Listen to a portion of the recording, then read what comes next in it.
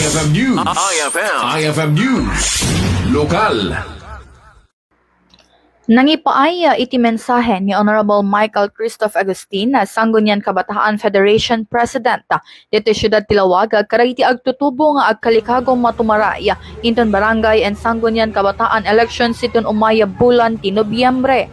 Kinuna ni Agustin na ipangpangruna iti commitment when iti panagtalek ti publiko ken panangipatega karagiti responsibilidad inay na kasapulan pa nga isagana ti plataporma programa ken aktibidad para iti buko da barangay para iti pagsayaatan dagiti agtutubo. Sagon ken kuana saan na nalaka ken saan na kaskarina iti agbalina maysa nga SK chairman ngano nakasagana dagiti nadakamata ket mapalag-an iti trabaho.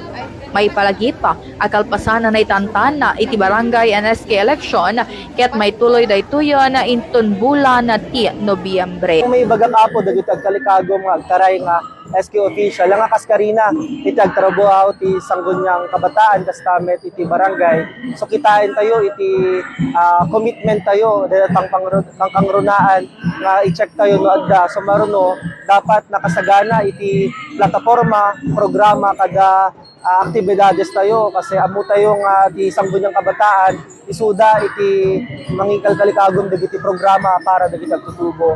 Ang kaskarina ngeno adaan iti commitment kastamet dedication nalaka mas nalaklaka iti agserbi. Para iti IFM News sa Idol Bernadette Toledo, Tatak, IFM.